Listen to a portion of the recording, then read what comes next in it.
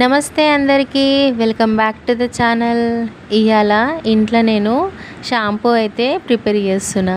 చాలామందికి ఇంట్లో షాంపూ వేసుకోవచ్చు అనేసి అయితే తెలియదండి. ఈవెన్ నిన్నటి వరకు నాకు కూడా తెలియదు ఇట్లా షాంపూ వేసుకోవచ్చు అనేసి. నిన్న మా అమ్మమ్మ చెప్పిందనమాట. చిన్న ఉన్నప్పుడు ఇదే వాడేవాళ్ళమంట. అంతే కదా, ఇప్పుడంటే షాంపూలు వచ్చినాయి. అప్పట్లో ఈ షాంపూలకి టేడుండే కుంకుడుగాయలే వాడేవాళ్ళం కదా. కానీ ప్రిపరేషన్ కూడా చాలా అంటే చాలా ఈజీ అండి. రేపు హెడ్ బాత్ చేస్తాం అనగా ఒక రోజు ముందు గంజి నీళ్ళల్లో ఈ కుంకుడుగాయలు పలగొట్టి ఆ సీడ్ అయితే తీసి పడేయాలి. కుంకుడుగాయల్ని ఇలా వేసి ఓవర్ నైట్ అంతా నానబెట్టేసామంటే నెక్స్ట్ డే స్నానం చేస్తామనగా ఒక 10 నిమిషాల ముందు తీసి మంచిగా వాటిని పిసికితే అందులో ఉన్న బురుగంతా బయటకు వస్తుంది, రసం అంతా.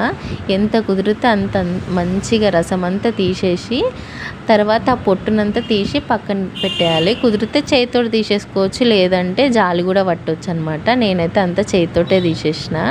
తర్వాత హెడ్ బాత్ అయితే చేసేసేయాలి.